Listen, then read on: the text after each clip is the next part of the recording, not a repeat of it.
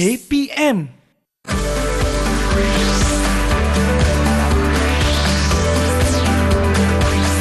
Didik TV KPM. Mana cikgu ni? Tadi cikgu kata nak datang ada kelas tambahan sains. Daripada tadi kami tunggu. Mungkin cikgu dalam perjalanan kot. Nampak macam gelap je. Mana cikgu ni ya? Alah, ada ke tak kelas hari ni? Dah kilat lah. Bahaya ni.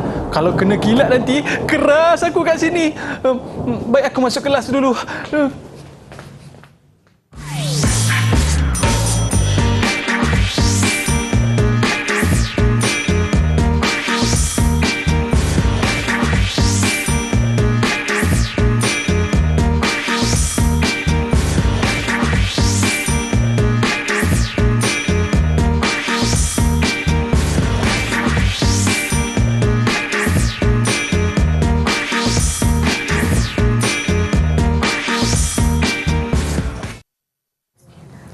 Hai, Assalamualaikum warahmatullahi wabarakatuh dan salam sejahtera diucapkan kepada seluruh penonton Didik TV KPM. Anda bersama saya, Aiman Sufian Azman, pada hari ini dalam slot menengah rendah dalam mata pelajaran sains tingkatan 2. Baik, apa khabar para penonton sekalian? Harap semua dalam keadaan baik-baik. Jangan main hujan, nanti takut kena kilat. Takut macam saya tadi sebentar tadi. Dan bersama dengan kita pada hari ini, guru yang kita tunggu-tunggu daripada tadi, iaitu Cikgu Khairunisa binti Saleh daripada SMK Meru Kelang, Selangor. Apa khabar cikgu? Khabar baik. Alhamdulillah. Apa khabar Iman? Alhamdulillah baik cikgu. Daripada tadi saya tunggu cikgu. Alhamdulillah sampai juga cikgu. Alhamdulillah dah sampai. Hujan dah. lebat ke kat luar sana cikgu? Boleh tahan jugalah. Boleh tahan juga. Okey, terima kasih cikgu. Okey. Dan seterusnya kita ada di studio bersama dengan jurubahasa isyarat iaitu Cikgu Nur Laila Sabri daripada SK Pendidikan Khas Selangor, Shah Alam, Selangor. Baik, apa khabar cikgu? Baik, terima kasih cikgu kerana bersama dengan kita pada hari ini. Baik cikgu, hari ini apakah topik yang akan kita bincangkan cikgu? Okey, baiklah. Assalamualaikum dan selamat sejahtera buat Aiman dan juga murid-murid di rumah. Hari ini kita akan belajar satu tajuk iaitu tajuk keelektrikan dan kemagnetan. Okey, baik. Sebelum kita teruskan lagi apakah itu keelektrikan dan kemagnetan ya Aiman, kita akan lihat dulu apa itu tenaga. Okey, tenaga adalah satu keupayaan untuk melakukan kerja. Okey, dan semua benda hidup dekat dunia ni memerlukan tenaga. Dan unit piawai untuk melakukan kerja adalah joule. Unit piawai untuk tenaga adalah joule. Okey, baik. Ini adalah antara contoh-contoh penggunaan tenaga ya Aiman. Yang pertama, kereta memerlukan tenaga daripada bahan api untuk bergerak. Manakala manusia menggunakan tenaga untuk berlari dan tumbuhan pula memerlukan tenaga daripada matahari untuk terus hidup dengan menjalankan proses fotosintesis dan cahaya daripada lampu dihasilkan oleh tenaga. Okey, Aiman nak tahu tak tenaga-tenaga ni diperoleh dari mana? Daripada mana cikgu? Ini adalah sebelum tu ini adalah pelbagai bentuk tenaga yang ada. Okey, antaranya adalah tenaga bunyi, tenaga kinetik, tenaga elektrik, tenaga keupayaan graviti, tenaga haba, tenaga cahaya, tenaga keupayaan elastik, tenaga kimia dan tenaga nuklear. Ni dia sumber-sumber tenaga utama kita. Okey, yang pertama tentulah matahari. Okey, yang kedua angin, yang ketiga dari ombak, yang keempat daripada bahan radioaktif, seterusnya daripada bahan api fosil, biogeosem, seterusnya daripada air dan juga daripada geoterma. Okey, itu adalah berkenaan dengan tenaga. Okey, baik Aiman. Cikgu ada satu soalan lah untuk Aiman ni. Aiman pernah tak macam terkena renjatan elektrik apabila pemegang pintu ataupun semasa menolak troli di pasaraya? Betul lah cikgu. Sebab saya ingat ada kuasa elektrik dekat troli tu. Okey, tahu tak sebenarnya apa yang berlaku? Apa yang berlaku cikgu? Sebenarnya itu adalah akibat daripada pemindahan cas elektrik daripada badan kita kepada pemegang pintu dan juga pemegang troli pasaraya. Tapi tadi saya tak pegang pun elektrik cikgu. Okey, disebabkan kerana wujudnya cas elektrostatik pada setiap bahan. Oh. Okey. kalau kita nak tahu apa itu cas elektrostatik lebih mendalam, kita akan buat satu aktiviti, Aiman, ya. Okey, jadi murid-murid di rumah juga boleh buat aktiviti yang ringkas ini. Antara bahan yang diperlukan ialah pertama, kita ada belon, okey, kita ada penyedut minuman, okey, kita perlukan kain bulu, okey, dan kita perlukan cebisan kertas. Okey, Aiman, kita akan buat bersama-sama aktiviti ni, ya. Boleh, Cikgu? Cikgu akan gerak ke sana. Silakan. Okey, baik. Okey, pertama sekali apa yang perlu kita buat ialah Aiman gosokkan penyedut minuman dengan kain bulu, dan saya akan gosokkan belon dengan kain bulu. Okey. Ni tak ada elektrik, Cikgu, yang ni tak ada. Okey. Tadi saya kena gosokkan. Okey, gosokkan. Lepas tu Aiman, okey, dekat sikit, Aiman. Dekat sikit, Cikgu. Sikit sebab kita tak nak cas itu habis. Okey. Okey, Aiman boleh dekatkan dengan cas dengan cebisan kertas. Apa Ni yang nak kena berlaku? gosok berapa lama ni, Cikgu? Tak payah lama sangat. Okey, sekarang dah boleh dah. Boleh, Cikgu. Okey. Lihat apa yang berlaku. Cikgu. Apa Dia yang melekat, berlaku Cikgu. tu? Dia melekat. Okey, cikgu cuba pula dengan belon, ya. Okay, Ni kita lihat. magic, Cikgu. Okey, boleh, ya. Nampak tak dia melekat, kan? Okey, kita gunakan bahan lain pula. Contohnya seperti belon. Belon nampaknya itulah dia tak berapa nak jadi, tapi murid-murid di rumah boleh lihat, Abang Aiman buat menggunakan penyedut minuman, dia telah melekat. Cebisan kertas telah melekat. Okey, baik, Aman. Mari kita lihat apa sebenarnya yang berlaku. Apa yang Okey, berlaku ni, boleh Cikgu? letak. Ni bukan magic, Cikgu, ya? Ini bukan magic. Okey. Okey, baik, kita lihat apa sebenarnya yang berlaku. Okey, apa yang berlaku ni? Kita nak cuba kaji. Okey, mengapa cebisan kertas tertarik pada penyedut minuman dan sepatutnya ia juga tertarik pada belon? Okey, ini adalah disebabkan oleh wujudnya cas elektrostatik. Okey, dari tadi cikgu sebut elektrostatik, kan? Apa tu elektrostatik? Alamak. Okey, kita lihat. Cas elektrostatik. Okey, kita lihat maksud dia. Elektro bermaksud elektrik. Statik bermaksud tidak bergerak. Jadi, bila dia jadi elektrostatik bermaksud cas elektrik yang tidak bergerak. Okey, seterusnya, cas elektrik dia terdiri daripada dua, iaitu cas positif dan juga cas negatif. Cas positif nama dia proton, cas negatif nama dia elektron. Okey, baik. Daya tolakan dan daya tarikan antara cas positif dan cas negatif tadi dikenali sebagai daya elektrostatik. Jadi cebisan kertas yang melekat pada penyedut minuman itulah wujudnya daya elektrostatik. Okey, baik. Ini dia punya penjelasan. Okey, apabila dua bahan yang berlainan digosok, maksudnya kita gosok kain dengan penyedut minuman, maka cas-cas elektron daripada kain bulu dipindahkan kepada penyedut minuman. Okey, jadi penyedut minuman telah menjadi bahan bercas negatif. Okey, manakala secara tak langsung kain bulu tadi telah bertukar menjadi bahan bercas positif sebab dia telah kehilangan elektron. Okey, manakala cebisan kertas itu tadi secara semula jadi dia adalah bahan neutral yang mengandungi cas positif dengan cas negatif. Okey, jadi penyedut minuman tadi dia ada apa, Aiman? Dia ada cas negatif, kan? Negatif. Jadi dia akan menarik apa pada cebisan kertas? Dia akan menarik positif, Cikgu. Positif, betul, Aiman. Okey. Nampak? Ni dia tarik positif, Cikgu. Ya, dia menarik cas positif. Okey, Aiman, ada lagi seterusnya. Okey, Cikgu. Okey, ciri-ciri cas elektrik ni dia akan menolak sekiranya cas itu sama. Positif dengan positif dia akan menolak dan negatif dengan negatif dia juga menolak. Maka untuk yang berlainan dia akan saling menarik. Itulah dia daya elektrostatik. Okey, ini adalah antara bahan-bahan yang ada di sekeliling kita. Sekiranya bilangan proton lebih daripada elektron, maka bahan itu menjadi bahan bercas positif. Sekiranya bilangan elektron lebih daripada proton, dia akan menjadi bahan yang bercas positif. Negatif. Negatif. Terbaliklah, Cikgu. Okey, sekiranya bilangan proton dengan elektron yang sama, dia akan menjadi bahan yang bersifat neutral. Macam kita sekarang ni, Cikgu. Mana yang lebih? Positif ke negatif? Sekiranya kita tidak ada menarik sebarang elektron, kita bersifat neutral.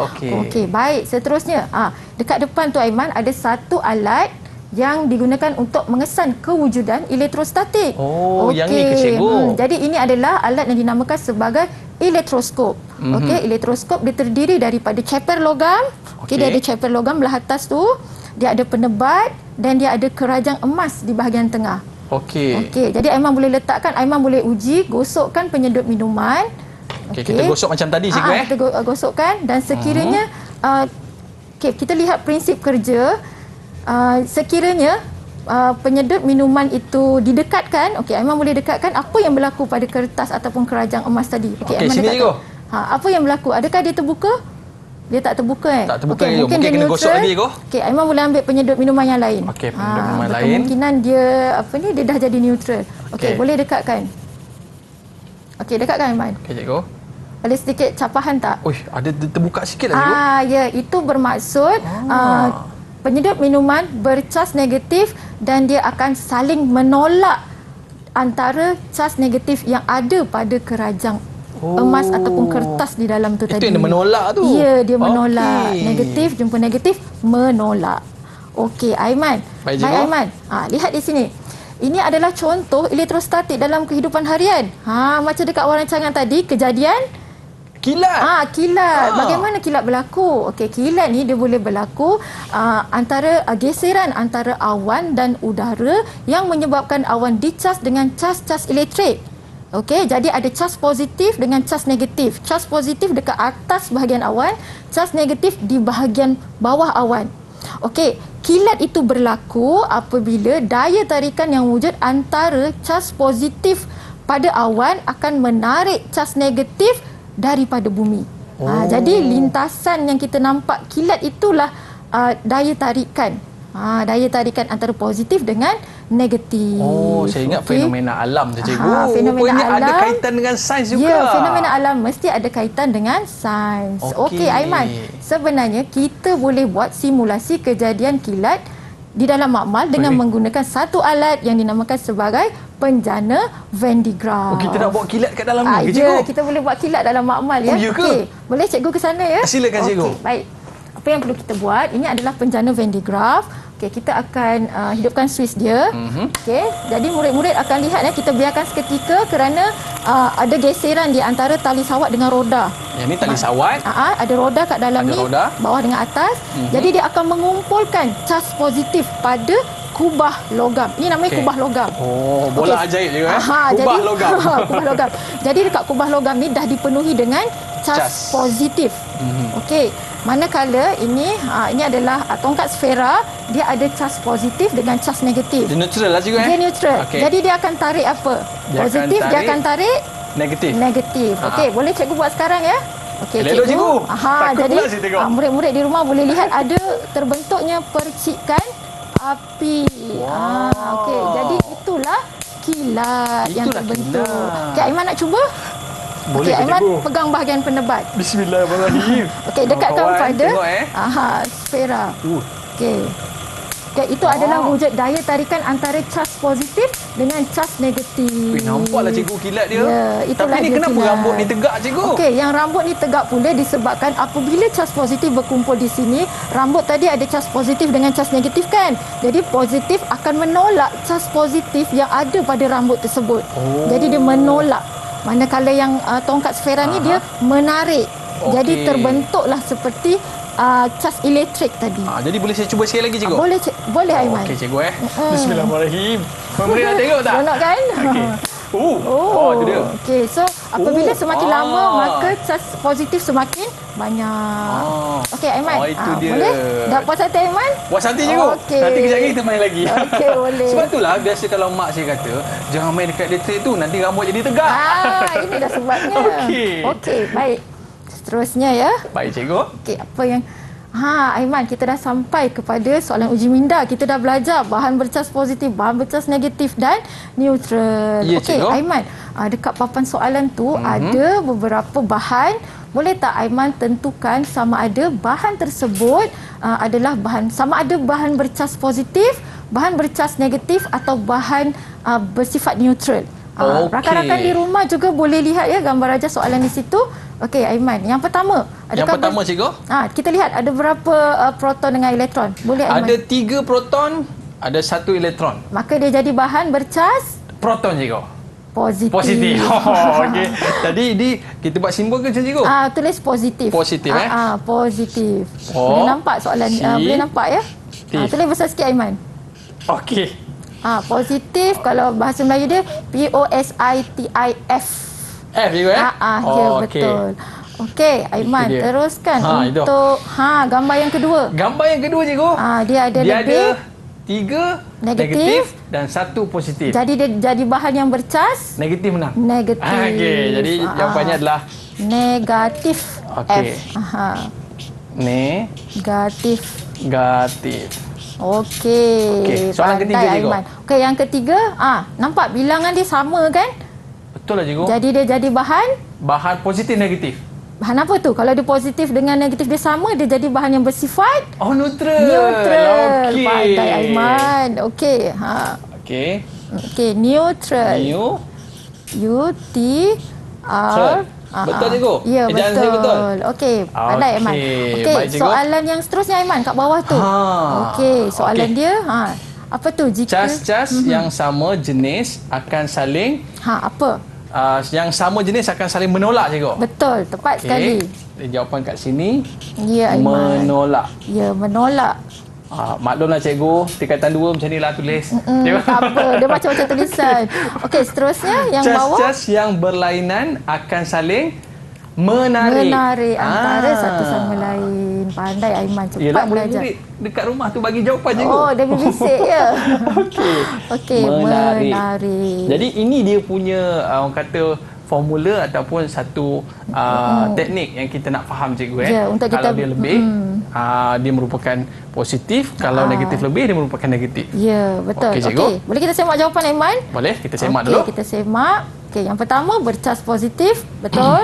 Yang kedua negatif, betul. Dan yang ketiga adalah neutral. Neutral. Okey, manakala soalan yang seterusnya, okey, yang pertama cas-cas yang sama jenis akan saling Menolak. dan yang berbeza berlainan akan saling Menarik. Jadi cikgu, Okey, itu saja. untuk soalan ni berapa markah cikgu nak bagi kat Okey, saya ni? Aiman saya boleh bagi 2 thumbs up. 2 thumbs up 2 thumbs up. So Aiman boleh Okey. lekatkan di situ. Nanti saya nak share dengan murid-murid kita di rumah cikgu sebab dia orang tolong saya bagi jawapan tadi. Tapi sementara saya nak lekatkan ni cikgu, apa kata kita berehat seketika, ada lagi aktiviti menarik selepas ni tau. Jangan ke mana-mana, kembali selepas ini Didik TV KPM.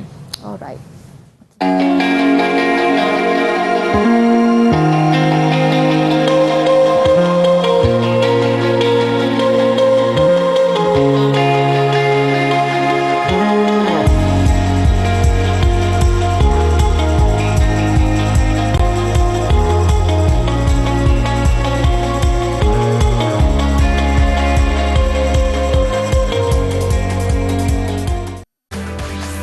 Didik TV KPM. Baiklah, kembali bersama saya Aiman Sufian Azman di Didik TV KPM dalam slot menengah rendah pada hari ini dalam mata pelajaran sains tingkatan 2. Cikgu tengok rambut saya tegak cikgu. Tapi ni bukan sebab elektrik cikgu. Dia sebab kita pakai minyak rambut. Okey. Baik cikgu, untuk slot kali ni apakah yang akan cikgu kongsikan? Okey, sebelum cikgu teruskan, dekat atas meja tu ada pengering rambut. Oh. Ada pengering rambut. Okey. Okey, jadi saya nak tanya Aiman dan murid-murid di rumah ya. Macam mana kita nak memastikan pengering rambut tu berfungsi? Ini senang je cikgu. Macam mana? Pasang kat elektrik, dia berjala lah cikgu. Pasang dekat elektrik kan. Jadi apa yang kita perlukan sebenarnya? Kita perlukan tenaga elektrik. Tenaga elektrik. Pandai Aiman. Okey, baik. Okey, Baru cikgu. kita lihat. Tenaga elektrik kita boleh perolehi daripada sumber-sumber berikut. Ya, antaranya seperti sel kering ataupun bateri. Yang kedua daripada panel suria. Yang ketiga daripada penjana dan yang keempat daripada empangan hidroelektrik. Ini adalah sumber-sumber tenaga elektrik. Okey, jadi bila kita pasangkan dia, maka bolehlah dia berfungsi. Baru boleh buat rambut cikgu. Okey, jadi tadi kita perlukan arus elektrik. Okey. Okey, jadi kita lihat apa itu arus elektrik. Okey, arus elektrik ialah kadar pengaliran cas elektrik melalui suatu konduktor. Okey. Yang kedua, kita lihat unit piawai bagi arus elektrik ialah ampere ataupun dia punya simbol adalah A besar. Dan pengaliran arus elektrik boleh diukur dengan menggunakan ammeter. Okey. Aiman boleh tunjuk dekat rakan-rakan ammeter macam mana? Yang ni cikgu sebab tadi cikgu kata ada A besar. Yes, A besar itu menunjukkan ampere. Ampere. Ampere. Okey. Okey, baik. Seterusnya, kedua. Okey, ini adalah susunan litar bagi mengukur arus menggunakan ammeter. Okey, dekat depan tu Aiman ada susunan litar untuk mengambil bacaan ammeter yang boleh kita lakukan di dalam makmal sekolah. Okey, Aiman boleh dekat sikit, tarikkan sikit. Okey, saya tarik sikit cikgu. Boleh tarik sikit. Okey, Aiman tunjukkan dekat rakan-rakan berapakah arus elektrik yang mengalir bagi menyalakan mentol. Okey, boleh Aiman pasangkan switch dia? Saya onkan dulu cikgu. Sebenarnya mentol akan menyala. Oh, nampak tak? Dia dah menyala dah cikgu? Dia dah menyala kan? Okey, berapa bacaan ammeter? Salah tu sebenarnya cara baca. Kena betul-betul. Saya kena pada depan ni cikgu. Kena ke depan. Berapa bacaan dia? Kalau ikut bacaan ni cikgu 0.12. 0.2 ampere. Oh, itu baru betul jawapan dia. Itu baru betul. 0.2 ampere. Okey, Aiman nak tengok dia punya bacaan meningkat, Aiman boleh pindahkan. Kita guna 2 bateri. Pindahkan ini cikgu Pindahkan yang tu pada bateri yang kedua seterusnya. Okey cikgu. Nampak? Mentol lebih terang. Okey, lebih terang. Jadi berapa bacaan arus di situ Aiman? Oh, ini dia naik sikit cikgu. Berapa? Dia bukan 3 cikgu Berapa? Dia 0.3. Betul cikgu? 0.3 ampere. Okey, begitulah cara untuk mengambil bacaan ammeter. Okey, baik cikgu. Baik, boleh matikan switch dia Aiman. Okey cikgu, nanti naik pula bil elektrik nanti kan. Okey, baik cikgu. Okey, baik. Yang seterusnya Aiman kita lihat adalah voltan. Okey, apa itu voltan? Okey, voltan adalah beza upaya di antara dua titik. Bermaksud tenaga keupayaan yang digunakan untuk mengangkut cas elektrik dari satu titik ke titik yang seterusnya. Okey, sebab arus elektrik dia akan mengalir kan, jadi dia perlukan tenaga keupayaan. Jadi itulah voltan. Okey, jadi voltmeter boleh diukur dalam unit volt ataupun dia punya simbol adalah V besar. Okey, dan alat yang digunakan untuk mengukur voltan adalah voltmeter. Voltmeter. Aiman boleh tunjuk kat rakan-rakan? Yang ni voltmeter cikgu. Dia punya arus. Sama juga. Yang tu V besar kan? Kalau V yang besar. Kalau yang nak angkat tu Aiman boleh angkat yang ni. Saya angkat yang ni cikgu. Itu adalah dia ada V besar cikgu. V besar adalah voltmeter dan unit dia adalah volt. Okey, baik. Aiman, kita tunjuk dekat rakan-rakan macam mana kita nak ambil bacaan voltmeter. Okey, cikgu boleh saya ke depan cikgu? Boleh, silakan Aiman. Okey, saya ke depan cikgu. Okey. Jadi sebelum kita nak ni kita kena on dulu kan cikgu kan? Boleh on. Okey, saya onkan dulu. Onkan dulu. Kita guna satu bateri dulu. Berapakah bacaan voltmeter di situ? Oh, ini tinggi cikgu. Tinggi. 1 perpuluhan berapa? 1.1 cikgu. 1.1 volt. Okey, jadi kita lihat pula bila kita gunakan 2 bateri. Okey, Aiman pindahkan. Saya pindahkan ke sebelah cikgu. Ya, Aiman pindahkan current ke dia kuat tak ni cikgu? Takut pula saya. Jadi nampak tenaga keupayaan semakin tinggi, maka nyalaan mentol semakin terang. Cuba Aiman ambil berapa bacaan voltmeter di situ. Bacaan voltmeter adalah 2.6 cikgu. 2.6 volt. Okey, itulah cara ya murid-murid dekat makmal kita nak ambil bacaan voltmeter. Okey cikgu. Pastikan susunan litar tu betul lah. Okey, kalau susunan litar tersalah ke, so tidak akan menghasilkan bacaan. Jadi macam murid-murid kita ni cikgu, dia kena berhati-hati cikgu Kena berhati-hati dan dia punya sambungan tu kena betul-betul lah. Okey. Boleh saya pandangkan cikgu? Okey, boleh. Nanti naik pula bila api rumah ya. Okey cikgu. Okey, baik Aiman. Seterusnya, apa yang perlu ada? Ini tadi adalah gambar bagi voltmeter. Okey. Baik, seterusnya untuk rintangan, kita ada arus elektrik, kita ada voltan dan kita ada rintangan. Okey, apa itu rintangan? Okey, rintangan ialah suatu konduktor untuk menghadkan atau menentang aliran arus elektrik melaluinya. Jadi kerja rintangan dia akan menghadkan arus elektrik. Jadi arus elektrik itu tidak akan mengalir secara berlebihan. Jadi dia dikawal oleh rintangan. Perintang. Okey, baik, perintang ini atau rintangan diukur dalam unit ohm. OHM. Dan itu adalah simbol bagi ohm. Okey, baik, apakah alat dia?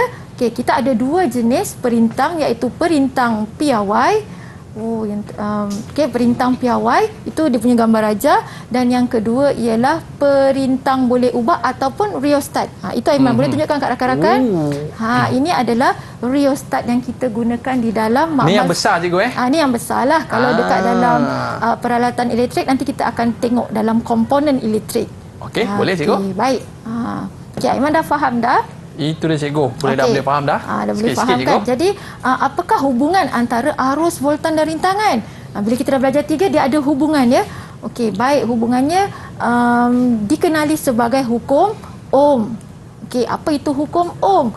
Hukum Ohm ialah apabila ia menyatakan bahawa arus elektrik yang mengalir melalui suatu konduktor adalah berkadar terus dengan voltan. Maknanya jika voltan tinggi, arus akan tinggi. Okey, dan ia ditulis sama dengan V sama dengan arus darab dengan rintangan.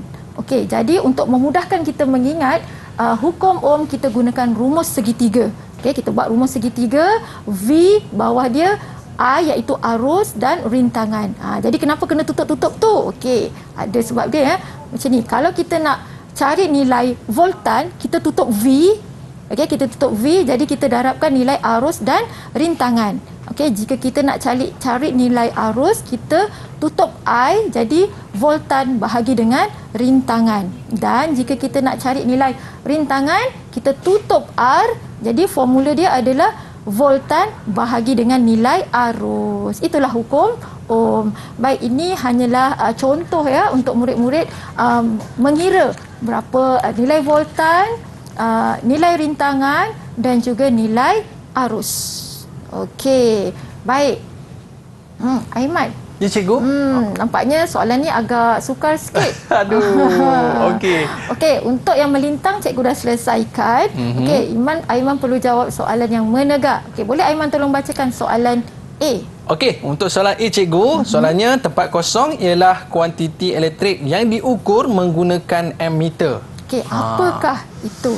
Apa cuba ya? tengok A tu. Ada A, ada U, ada S. Arus. Arus? Betul ke? Okey, nanti kita tengok jawapan.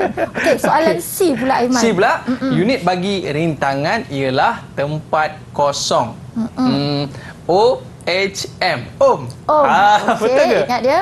A arus, yang C adalah ohm. Okey, soalan yang E pula, yang ketiga. Okey. E pula, tempat kosong menghalang arus daripada mengalir melalui konduktor. Rasanya yang ni tadi. Apa ya kawan-kawan? Okey. Perintang. Betul tak? Okey, tanya kawan-kawan. Betul tak? Okey. Kita semak jawapan ya dengan rakan-rakan di rumah. Okey, baik. Apakah jawapan dia? Betul ke tak? Yang pertama, A, R, U, S. Yes. Arus. Betul. Okey, yang kedua, apa tu Aiman? Ohm. Betul. Dan yang ketiga ialah perintah. Okey, tepat sekali Aiman, dapat lagi thumbs up daripada cikgu. Okey. Tak sabar pula saya nak letak ganjaran sendiri ni kan. Nak letak berapa thumbs up? 2, 3. Berapa cikgu? 2 pun boleh. 2 pun boleh. Okey, macam mana? Murid-murid dekat rumah sana boleh tak jawab soalan cikgu tadi? Saya dah dapat 4 tau ganjaran daripada cikgu. Jadi anda semua pun mesti sama dapat 4 ganjaran. Jadi kita nak beres ketika cikgu.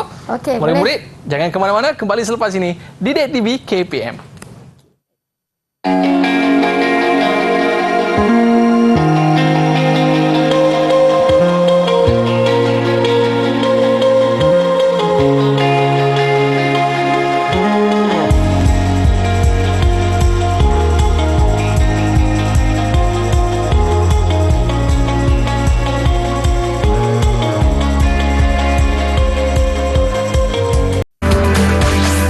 Didik TV KPM. Baiklah, kembali bersama saya Aiman Sufian Azman di Didik TV KPM pada hari ini dalam slot menengah rendah dalam mata pelajaran sains tingkatan 2. Baik, saya rasa cikgu, kalau mata pelajaran macam ni cikgu dengan aktiviti sebagainya, mesti murid-murid kat rumah sana seronok sangat nak buat aktiviti. Betul tak cikgu? Betul, saya harap macam tu jugalah. Okey. Banyak aktiviti. Baik cikgu, untuk segmen kali ini apa yang akan cikgu kongsikan? Okey, baiklah Aiman. Sebelum tu saya nak mengajak Aiman dan rakan-rakan di rumah lihat satu situasi berikut. Cuba Aiman baca apa situasi dia. Okey. Ni kira macam saya lah cikgu Ni Aiman tanya. Mengapakah lampu ini tidak bernyala sedangkan lampu lain masih bernyala? Okey, ada 4 lampu, 3 menyala, 1 tak menyala. Okey, ini adalah kerana litar lampu ini dipasang secara selari. Okey, jadi dekat sini ada perkataan litar. Betul tak? Litar selalu kita dengar litar jalan raya, litar lumba kan? Okey. Hari ini kita akan lihat litar elektrik. Jadi apa itu litar elektrik? Okey, jadi litar elektrik ini adalah satu laluan yang lengkap untuk arus elektrik mengalir. Okey, maka apabila arus elektrik mengalir dengan dalam satu litar yang sempurna, maka mentol akan mengalir dengan baik. Okey, baik. Sebelum tu kita akan lihat apakah komponen-komponen yang terdapat dalam litar elektrik. Okey, litar elektrik yang lengkap terdiri daripada pelbagai komponen yang diwakili oleh simbol. Jadi untuk melukis gambar rajah litar, kita tak bolehlah nak lukis mentol, kita takkan nak lukis perintang kan. Jadi kita akan gunakan simbol. Okey, jadi simbol-simbol ini digunakan untuk melukis rajah litar. Okey, baik Aiman. Yang seterusnya kita akan lihat komponen-komponen elektrik bersama dengan simbolnya. Okey, yang pertama adalah Swiss. Okey, Aiman boleh tolong angkat Swiss yang kat depan tu. Okey, cikgu. Okey, ni itu adalah itu adalah contoh Swiss dan berikut adalah simbol bagi Swiss. Oh, yang kita on off dekat toilet tu kan? Ini yang dekat dalam makmalah yang sebenarnya ada nanti kita tunjukkan gambar. Okey, baik, yang seterusnya adalah sel kering ataupun bateri. Okey, ada dekat dalam papan tu dekat. Okey, itu adalah contoh bateri dan itu adalah simbol. Okey, seterusnya voltmeter. Okey, Aiman boleh tunjukkan kat rakan-rakan voltmeter. Ni, itu adalah voltmeter. Ni voltmeter cikgu. Okey, itu adalah voltmeter dan seterusnya kita ada komponen galvanometer. Okey. Galvanometer? Tadi cikgu tak ajar pun. Sekarang cikgu ajar. Ini apa ni cikgu? Okey, galvanometer adalah satu alat yang digunakan untuk mengukur arus elektrik yang sangat kecil. Kalau kita gunakan ammeter boleh juga, tapi kalau kita gunakan galvanometer dia boleh mengesan arus yang lebih kecil. Jadi kita perlukan galvanometer dan dia lebih tepat. Okey, baik, seterusnya alatnya adalah ammeter lah. Okey, ada di situ. Okey, seterusnya adalah mentol. Okey, mentol ada dekat papan tu Aiman. Okey, ni cikgu. Okey ya, mentol dilukis begitu bulat tanda pangkar. Dan seterusnya perintang piawai ada dekat yang kecil tu Aiman. Okey, ni kecil ni cikgu. Ya, itu adalah perintang. Kecil je. Yang itu terdapat pada kita punya peralatan elektrik. Dia adalah perintang tetap. Dan seterusnya adalah fuse. Okey, Aiman boleh tunjuk dekat rakan. Okey, ni fuse cikgu. Fuse. Okey. Dan juga seterusnya adalah perintang boleh ubah. Rheostat. Ni yang besar ni. Mana satu cikgu? Yang ni ke? Yang itu. Yang itu kita gunalah di dalam makmal. Okey, baik. Seterusnya. Okey, ini adalah gambar rajah tadi. Yang pertama tu adalah contoh Swiss yang kita biasa gunakan di rumah. Okey, sama je lah macam tadi ya. Okey, baik. Seterusnya Aiman. Litar elektrik ni dia ada dua jenis. Yang pertama iaitu litar bersiri. Okey, litar bersiri terdiri daripada komponen-komponen elektrik yang disambung secara bersebelahan bagi membentuk satu laluan tunggal untuk arus mengalir. Okey, jika kita lihat gambar rajah dia begitu kita nampak arus elektrik tu mengalir dalam satu laluan sahaja. Okey, kat depan tu ada contoh bagi susunan litar bersiri. Yang ni cikgu Ya, yang itu litar bersiri. Dia membentuk satu laluan sahaja. Okey, baik. Rakan-rakan di rumah kita teruskan. Okey, yang kedua jenisnya adalah litar selari. Okey, litar selari dibahagikan kepada lebih daripada satu cabang laluan arus elektrik dan mempunyai komponen elektrik di setiap cabang. Okey, jika kita lihat gambar rajah, kita nampak ada 3 mentol. Okey, ada 3 cabang. Ada contoh di situ yang sebenar. Okey, ada 3 cabang kan? Okey, jadi dia membentuk 3 laluan arus elektrik. Tapi saya ada soalan cikgu.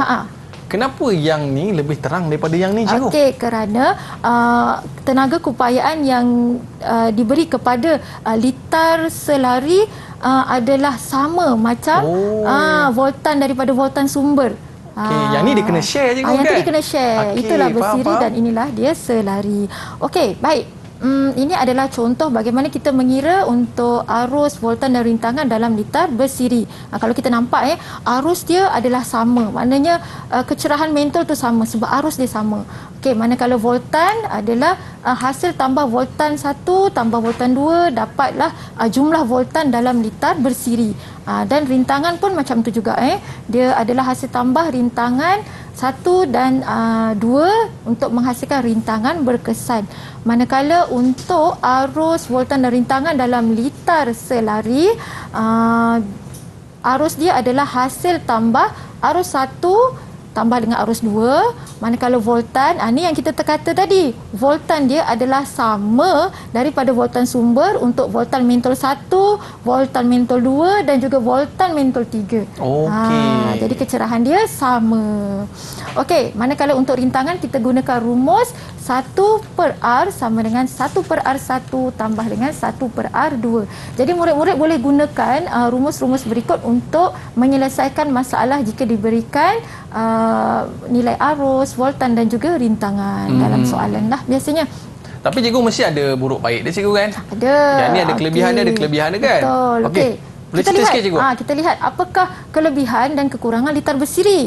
Okey, kita lihat kelebihan yang pertama. Okey, setiap komponen contohnya seperti mentol dalam litar menerima kuantiti arus yang sama.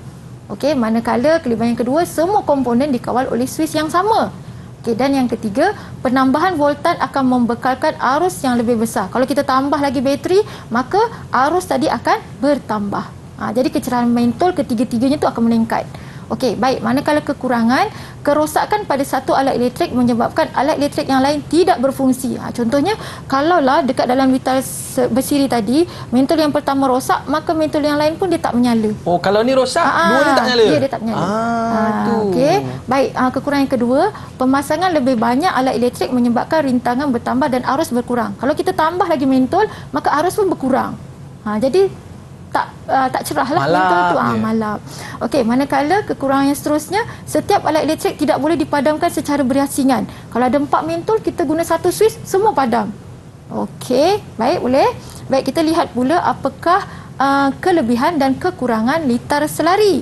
Okey, kelebihan dia, setiap alat elektrik boleh dihidupkan atau dimatikan secara berasingan. Contoh macam kat rumah kita.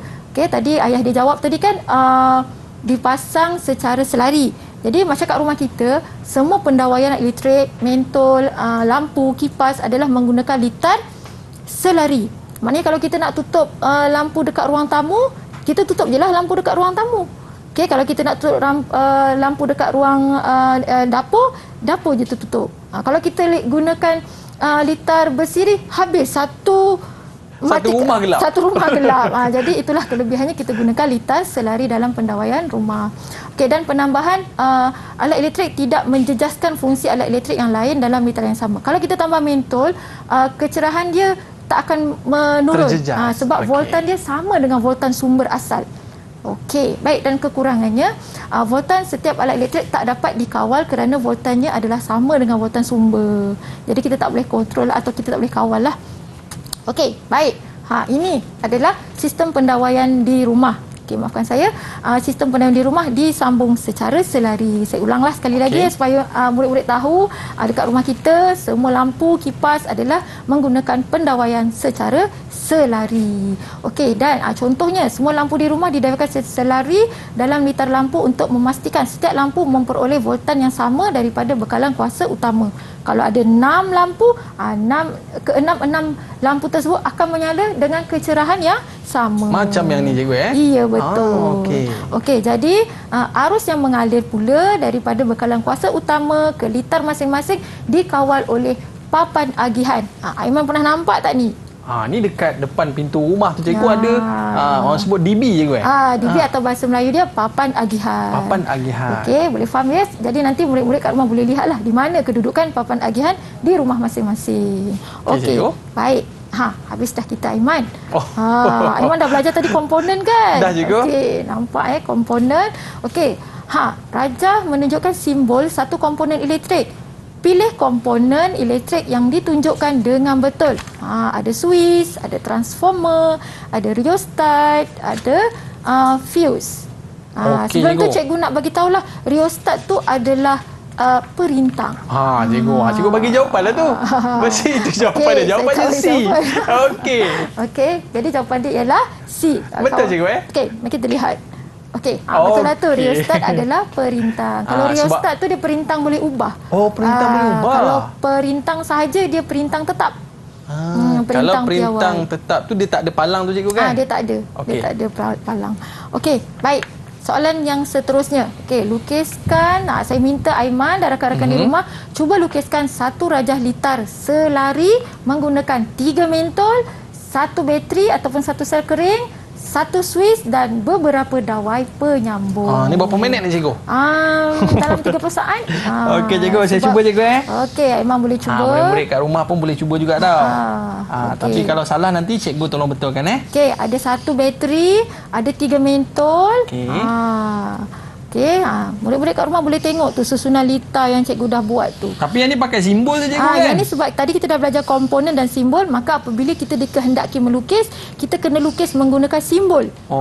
Kita tak bolehlah lukis mentol kan? Mentol, Swiss. Jadi nanti gambar rajah liter kita tak cantik. Maknanya pakai simbol je lah Kita pakai simbol. Okay, cikgu ada berapa saat lagi cikgu? Okey, ada lebih kurang 5 saat. 5 saat lagi. Okey. Dahsyat Dahsyat cikgu. Cuba kita tunjukkan dekat rakan-rakan. Tapi ada kecil besar tak apa cikgu Yang penting kita faham itu adalah simbol mentol.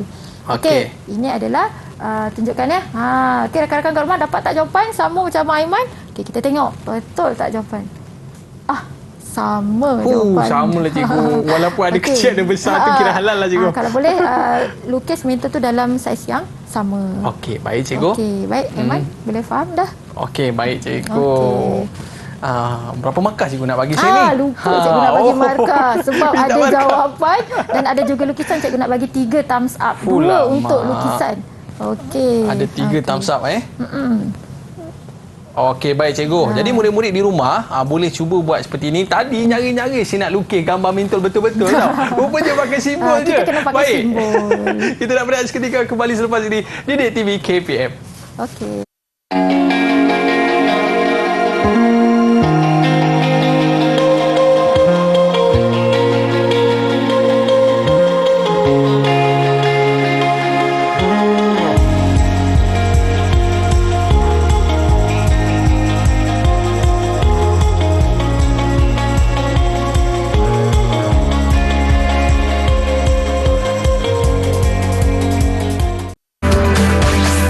Didik TV KPM. Baiklah, kembali bersama saya Aiman Sufian Azmar pada hari ini dalam slot menengah rendah dalam mata pelajaran Sains Tingkatan 2. Cikgu, saya tertarik cikgu. Rupanya ada magnet kat depan saya ni cikgu. Aiman dia takkan menarik bahan bukan magnet. Aduh. Baik cikgu, baru dapat magic tadi. Baik cikgu, untuk slot kali ini apakah yang akan cikgu kongsikan? Okey, baik, yang seterusnya Aiman dan murid-murid di rumah, kita akan teruskan dengan tajuk kemagnetan. Okey, sebenarnya magnet ni dia ada 2. Okey, satu magnet yang wujud secara semula jadi dalam bentuk batu magnet. Jadi ini adalah semula jadi batu magnet boleh didapati di dalam bumi lah. Okey, dan yang kedua adalah magnet buatan manusia yang diperbuat daripada bahan seperti besi, keluli, kobalt dan juga nikel, dan ia digunakan secara meluas dalam kehidupan harian. Tapi Aiman, cikgu ada soalan lah Aiman. Okey, cuba Aiman tengok dekat papan ganjaran Aiman tu. Okey. Macam mana thumbs up tu boleh melekat? Lah cikgu. Bukan ada gam pun. Tak ada gam kan? Aiman lekatkan guna apa? Saya guna senyum ni cikgu. Senyum tu ada apa? Lah, belakang ni ada magnet rupanya. Itulah tajuk kita sebenarnya. Okey, jadi yang ini adalah magnet buatan. Okey, kita teruskan Aiman. Baik cikgu. Okey, kita akan lihat yang pertama sifat-sifat magnet. Okey, ada 4 sifat magnet. Okey, yang pertama magnet yang dia akan menarik bahan magnet. Okey, Aiman boleh tak tunjuk kat kawan-kawan? Okey, cikgu.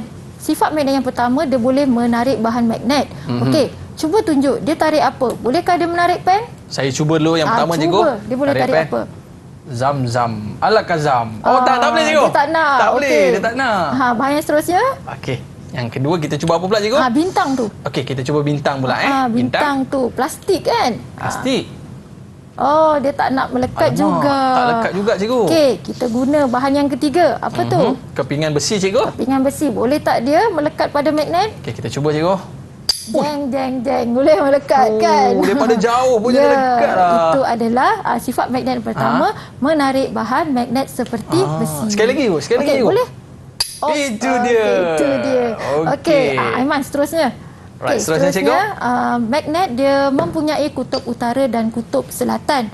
Okey, magnet yang pertama tu yang bulat tu kita namakan dia magnet ladam kuda. Boleh tak Aiman tunjuk kat kawan-kawan dia ada kutub magnet kutub selatan dan kutub utara. Terbalikkan sikit Aiman. Terbalikkan sikit. Ke atas. Ke atas. Okey, ada huruf S kan? Betul cikgu. Pusing huruf S tu. Ini S kat sini cikgu. Betul? S kat situ. Okey, S kat situ itu adalah south dalam bahasa south, tapi dalam bahasa Melayu dia Selatan. Okey, kutub yang seterusnya. Belakang ni ada N cikgu. Betul Aiman. Okey, N tu apa? Kalau bahasa Inggeris north. Jadi bahasa Melayu dia utara. Betul. Okey, untuk magnet yang kecil tu, cuba Aiman tunjuk kat kawan, dia ada juga dia punya kutub kan. Ini magnet juga. Dia ada N dan juga dekat dia atas, ada dia ada S dan di bawah N cikgu. Ya, betul Aiman. Itulah menunjukkan bahawa magnet mempunyai kutub utara dan kutub selatan. Okey, baik cikgu. Baik, itu sifat kedua. Sifat yang ketiga, kutub yang sama jenis akan menolak dan kutub yang berlainan akan menarik. Cuba Aiman dekatkan kutub yang sama dulu. Yang sama apa cikgu. Berlaku? Okey, atas ni biru ni selatan, bertemu selatan. Cuba dekatkan. Boleh tak dia menarik? Okey cikgu Apa berlaku? Wih, dia melawan cikgu. Sekali lagi cikgu. Sekali lagi. Wih, dia melawan dia cikgu. Tak nak kawan. Tak nak kawan. Okey. Baik, cuba kita tukarkan. Kutub yang berbeza. Apa yang berlaku? Okey, utara dengan selatan cikgu utara selatan. Dia nak kawan dia cikgu. Nak kawan. Terus bentuk le. Jadi dia akan menarik, menarik kutub yang berbeza. Okey, sifat yang keempat pula, magnet akan menunjukkan arah utara selatan apabila digantung secara bebas. Okey, cuba Aiman angkat magnet tu. Okey, yang ni ke cikgu? Kalau kita gantung secara bebas beberapa ketika, maka magnet akan menunjukkan ke arah kutub utara. Utara selatan. Dia macam ala-ala kompas itu cikgu dia ala-ala kompas. Inilah konsep ataupun kompas tu menggunakan aplikasi daripada magnet. Okey, baik, seterusnya Aiman, kita teruskan lagi. Boleh cikgu? Okey, kita teruskan dengan medan magnet. Okey, medan magnet ini adalah satu kawasan di sekitar magnet yang wujud kesan daya oleh magnet yang dikenali sebagai medan magnet. Okey, di mana maksudnya dekat kawasan yang plat besi tadi tu boleh melekat, di situlah wujudnya medan magnet. Okey, baik, kita nak tengok ciri-ciri garisan medan magnet. Okey, yang pertama, garisan medan magnet mengarah dari kutub utara ke kutub selatan. Okey, anak panah dia akan menuju ke kutub selatan. Manakala yang kedua, garisan medan magnet tidak akan bertemu atau bersilang sama sekali. Walaupun rapat, dia tidak akan bertemu. Okey, baik, seterusnya, garisan medan magnet lebih rapat antara satu sama lain di kawasan yang mempunyai medan magnet yang lebih kuat. Jadi kalau kawasan tu lebih kuat medan magnet dia, maka corak yang dihasilkan ataupun kawasan tersebut lebih rapat lah. Okey, baik, seterusnya, ini dia. Corak, ini adalah corak medan magnet yang dihasilkan dengan menggunakan serbuk besi. Okey, Aiman dengan rakan-rakan nak tengok tak yang betul-betul kita buat? Naklah cikgu. Okey, jadi Aiman boleh ambil satu ladam magnet, ladam kuda. Okey, letakkan di bawah kertas. Di bawah kertas. Okey. Ni murid-murid kita pun boleh buat kat rumah cikgu kat rumah tak ada serbuk besi. Jadi betul murid-murid lah. boleh jadi di sekolah lah. Di sekolah bersama dengan guru. Okey, ni di bawah ni cikgu. Okey, diletakkan dekat atas. Di atas. Okey, Aiman taburkan macam kita tabur lada hitam dekat masakan tu. Kita akan lihat pembentukan rata sikit Aiman. Boleh saya ke sini sikit ya? Boleh cikgu. Okey, baik. Okey, cikgu boleh taburkan? Sekejap macam ni nampak. Jauh sikit Aiman. Bila jauh kita nampak tak corak dia. Macam mana boleh terbentuk corak ni cikgu? Sebabnya dekat kawasan macam dekat sini kawasan yang tinggi medan magnet yang kuat, maka dia akan menunjukkan corak yang lebih rapat. Kalau macam ni dia jauh. Kalau kita tengok dekat dalam gambar tu kan, kita nampak sama kan? Itu adalah corak medan magnet. Maknanya yang tegak-tegak ni cikgu? Dia mempunyai daya ataupun medan magnet yang kuat. Sebab ini serbuk besi, jadi besi boleh tertarik kepada magnet. Jadi kita nampaklah dia punya corak. Kita nampak daya tarikan. Dia terkumpul macam tu? Dia terkumpul sebab kan daya tarikan dekat situ. Daya tarikan dia kuat. Okey, so murid-murid nampak tak? Nampak ya. Itu dia. Okey, baik. Cikgu kembali. Okey, baik. Baik cikgu, saya cuba gerakkan cikgu. Itu dia. Dia berjalan cikgu. Seronok kan? Seronok. Okey, Aiman, kita teruskan Aiman. Ada lagi aktiviti kita. Okey, ada lagi cikgu. Okey, kita sambung lagi cikgu. Okey, Aiman. Okey, baik. Seterusnya kita dah belajar tadi tentang magnet. Sekarang kita tengok elektromagnet. Wow. Ini lagi best ni. Elektrik campur dengan magnet jadi elektromagnet. Okey, baik. Elektromagnet ialah sejenis magnet yang mempunyai kesan magnet untuk sementara waktu apabila arus elektrik dialirkan melaluinya. Tadi kita dah belajar arus elektrik kan? Okey, lepas tu kita dah belajar magnet. Sekarang kita nak bentuk pula elektromagnet. Okey, apa aktiviti yang diperlukan? Okey. Bahan-bahan, boleh tunjuk kat kawan, kita perlukan skru yang besar ataupun boleh tukar dengan paku besi yang bersaiz besar. Lepas tu kita perlukan sel kering ataupun bateri dan kita perlukan klip kertas. Klip kertas. Okey, klip kertas untuk kita buktikan nanti. Dan satu lagi kita perlukan dawai kuprum. Dawai kuprum. Dawai kuprum ni cikgu dah lilitlah pada skru. Okey, apa yang murid perlu buat, lilitkan. Okey, Aiman letak yang tu, Aiman pegang yang dah lilit ni. Okey, cikgu ke sini sikit ya. Okey. Okey, Aiman nampak Yang orang ni apa cikgu? Ini adalah dawai kuprum. Dawai kuprum. Dawai kuprum. Okey, jadi Aiman boleh tegakkan. Okey, kita bentukkan dua macam apa nama dia? Dua cabang ni cikgu cabang. Okey, dua cabang. Okey, cuba Aiman sebelum kita letakkan dia dengan bateri, cuba Aiman lekatkan dengan klip kertas. Boleh tak dia? Kita test kita test kat sini. Kat sini. Okey. Boleh tak dia melekat? Tak lekat pun cikgu. Dia tak lekat kan? Jadi sekarang ni kita nak membuat magnet menggunakan kita nak membentuk elektromagnet. Okey, apa yang perlu kita buat? Kita sambungkan tadi pada bateri. Okey, positif sebelah atas. Yang ni atas cikgu. Sebelah atas. Atas positif. Okey, sekarang ni. Okey, belah bawah ni negatif. Negatif. Lekatkan cikgu macam ni. Okey, cuba. Nampak nampak arus elektrik sebenarnya dia dah mengalir pada skru tadi. Ini adalah elektromagnet. Jadi skru tadi dia telah menjadi magnet sementara. Kerana adanya aliran arus elektrik. Okey, cuba Aiman dekatkan dengan klip kertas. Okey. Dekatkan pada hujung skru. Hujung skru Aiman. Hujung ni cikgu. Hujung. Ni betul. Ya, betul. Yang bawah pula boleh pusing. Boleh. Nampak tak dia melekat? Jadi ini yang dinamakan sebagai elektromagnet. Cikgu macam apa magic cikgu. Betul lah. Ini adalah elektromagnet ataupun bahan yang bersifat magnet secara sementara apabila arus elektrik dibekalkan kepada bahan yang bukan magnet. Okey, seronok kan Aiman? Seronok lah cikgu. Jadi murid-murid bolehlah buat di rumah. Pastikan di bawah pengawasan ibu bapa. Yalah cikgu sebab dia melibatkan arus elektrik. Okey. Dia rasa macam panas sikit cikgu. Panas sikit. Sebab tu kena berhati-hati. Okey, baik Aiman. Apa lagi yang kita ada? Okey, kita lihat pula lepas kita belajar magnet, elektromagnet, kita lihat apakah aplikasi magnet dan elektromagnet dalam kehidupan harian kita. Yang pertama, kebiasaannya magnet digunakan secara meluas dalam jarum kompas. Jadi jarum kompas yang ada kat dalam tu dia menggunakan magnet untuk menunjukkan arah kutub. Okey, tunjuk kat kawan tu kan ada kan. Dalam tu. Okey, baik, yang seterusnya ni yang biasa digunakan.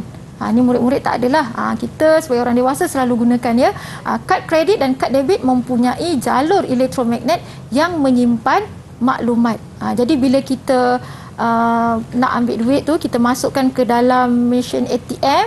Jadi dekat situ, dekat dalam kad debit tu dia ada jalur elektromagnet. Jadi bila kita masukkan dia boleh baca maklumat. Yang warna kuning tu cikgu, warna yang kecil gold tu. Tapi cikgu, itulah kita cerita pasal magnet-magnet ni cikgu, ataupun kita cerita tentang elektrik dan sebagainya. Kita nak tengok juga ada ke cikgu kerjaya dalam bidang-bidang ni cikgu? Okey. Untuk pengetahuan murid ya dan penonton di rumah, sebenarnya kerjaya dalam bidang kejuruteraan elektrik, elektronik sebenarnya sangat luas. Okey, kita tengok contoh ya Aiman. Dalam kejuruteraan elektrik, okey, sistem dalam bidang sistem dan peralatan elektrik, dalam penjanaan kuasa elektrik, dalam empangan hidroelektrik, maka di sana menggunakan khidmat jurutera elektrik. Okey, dan juga dalam bidang pengagihan kuasa elektrik daripada sumber ataupun daripada empangan hidroelektrik kepada pengguna. Okey, jadi itu memerlukan kejuruteraan elektrik. Manakala dalam kejuruteraan elektronik yang biasa kita gunakan seperti dalam bidang dalam penggunaan telefon bimbit dan komputer riba. Jadi gabungan antara kejuruteraan elektrik dengan elektronik tadi mempunyai peluang yang luas dalam pilihan kerjaya, antaranya dalam bidang tenaga, semikonduktor, minyak dan gas, aeroangkasa, telekomunikasi, robotik, penyiaran, kejuruteraan komputer, analisis item dan sebenarnya banyak lagi ya Aiman ya. Wow. Jadi murid-murid di rumah saya harap teruskan minat dalam bidang elektrik dan elektronik dan kemagnetan supaya lebih mendapat peluang yang cerah lah di masa Yelah, akan tanpa datang. elektrik, tanpa lampu-lampu ni cikgu, tak bersiaran kita hari ni Ya, kan. Okey, betul. mungkin ada Tepat sedikit sekali. rumusan daripada cikgu Okey. tentang topik kita pada hari ini. Baiklah ya, daripada awal kita dah belajar tentang cas elektrostatik, positif dan negatif. Kita belajar tentang hubungan antara arus, voltan dan rintangan. Dan seterusnya kita belajar bagaimana pendawaian elektrik di rumah kita dijalankan, iaitu secara litar selari. Dan seterusnya kita belajar kegunaan magnet di rumah dan apakah kegunaan elektromagnet dalam kehidupan harian kita. Bagaimana dengan prestasi pembelajaran saya pada hari ini cikgu? Okey ke? Disebabkan Aiman sangat aktif menjawab soalan dan juga membuat banyak aktiviti, maka cikgu nak tambah lagi 3 thumbs up. Wow, tambah lagi Berapa 3. semua tu Aiman? Wow. 2, 4, 6, 7. Tambah 3 dapat 10 thumbs up hari ni. Wow, nanti saya share lah dengan murid-murid kita di rumah tu cikgu. Baik cikgu, di manakah murid-murid kita ni nak dapatkan bahan-bahan rujukan kita pada hari ini cikgu? Okey, baiklah, jika murid-murid untuk mendapatkan bahan-bahan yang kita belajar hari ini, boleh terus ke Pelantar Delima KPM. Itu dia cikgu. Sebab itulah mak saya selalu cakap cikgu. Dia kata kena pergi sembahyang jemaah dekat masjid. Sebab bila sembahyang jemaah ni duduk rapat-rapat, kita akan neutralkan cas kita. Ya. Betul ke cikgu? Betul Betul, sebab kita kan ada cas elektron berlebihan, so maka kita boleh meneutralkan. Itu dia. Terima kasih banyak cikgu. Okey, sama-sama. Hari ini seronok pula, kita banyak aktiviti kan. Rasa macam nak tambah lagi. Okey, tak apa. Terima kasih kepada murid-murid yang bersama dengan kita pada hari ini. Ada rezeki kita jumpa lagi. Bye-bye. Assalamualaikum warahmatullahi wabarakatuh. Jumpa lagi.